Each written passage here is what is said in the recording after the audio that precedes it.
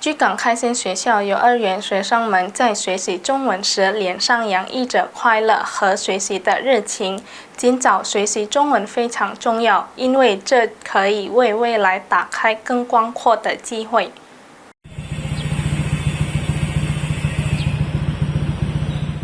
在据港开心学校幼儿园的教室里，课堂氛围欢快而充满活力，学生们积极参与学习中文。在亲切的教师指导和互动学习方法下，学生们认真地看着每一个新的词汇。学习活动以唱中文儿歌的环节开始，进一步增添了乐趣。学生们兴致勃勃地跟随旋律，认识中文的发音和词义。此外，他们还通过使用单词卡练习用中文表达物品。一些幼儿学生表示，在学校和家里学习中文都没有感到困难，这显示出他们对语言学习的积极态度和良好的学习体验。据港开心学校幼儿园校长 Amy 表示，幼儿园自成立以来一直开展学习中文，至今仍在持续进行。该课程的内容从简单的词汇入手，逐步过渡到日常对话的交流。为了确保教学效果，据港开心学校幼儿园的每位教师均确保具备符合标准的资质。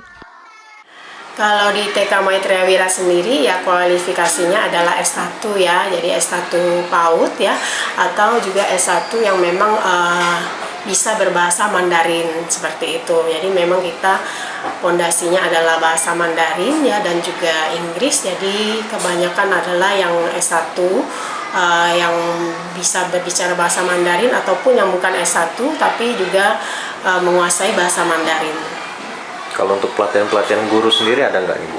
Kalau pelatihan guru sendiri secara mandiri juga ada ya, dalam arti dalam kelompok kerja guru itu juga ada diberikan pelatihan bahasa Mandarin, bahasa Inggris ya, ataupun cara mengajar ya. Lalu kalau dari yayasan itu disupport ya untuk kita pelatihan di luar negeri ya. Salah satunya sudah pernah kita laksanakan itu di Taiwan ya, juga ada yang di Cina. Jadi guru kita dikirim ke Taiwan atau Cina ya untuk belajar di sana. Dan juga kita juga ada study tour ya, sempat ke Maitreya Wira di Medan ya. Jadi di sana kita juga banyak belajar seperti itu. Kalau untuk pembelajaran bahasa Mandarin di TK ini udah dari kapan Bu? Kalau belajar Mandarin di TK ini memang dari awal TK ini berdiri sudah dimasukkan ya di dalam pelajaran, karena memang kita berbasis bahasa Mandarin dan juga bahasa Inggris, jadi memang sudah dari awal sekali. Jadi kalau dari levelnya TK berarti dari playgroup sudah dimulai. 据港开心学校幼儿园教师林尼尤莲蒂表示，为了让学生们理解中文，通过唱歌和玩游戏来帮助学生们理解中文，这样在轻松愉快的氛围中，学生们依然能够获得知识。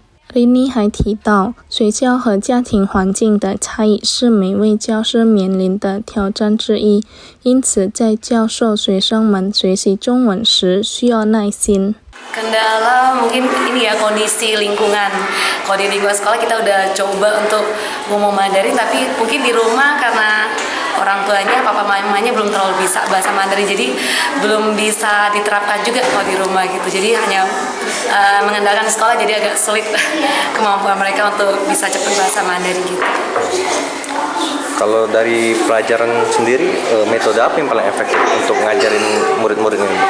Kalau anak-anak biar mereka bisa lebih cepat bahasa Mandarinnya, kita biasanya dari lagu ya, nyanyi gitu, terus hafalin syair, main game gitu, lebih cepat masuk sih.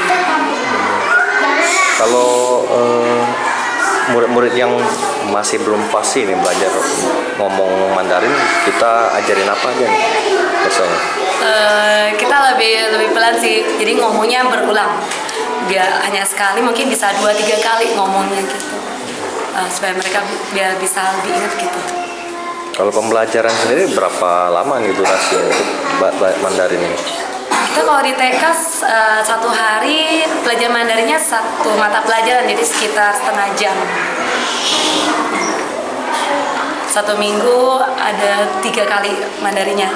Tapi biasanya kita keseharian juga ngomongnya yang dasar-dasar itu pakai Mandarin. Lutfi Pal TV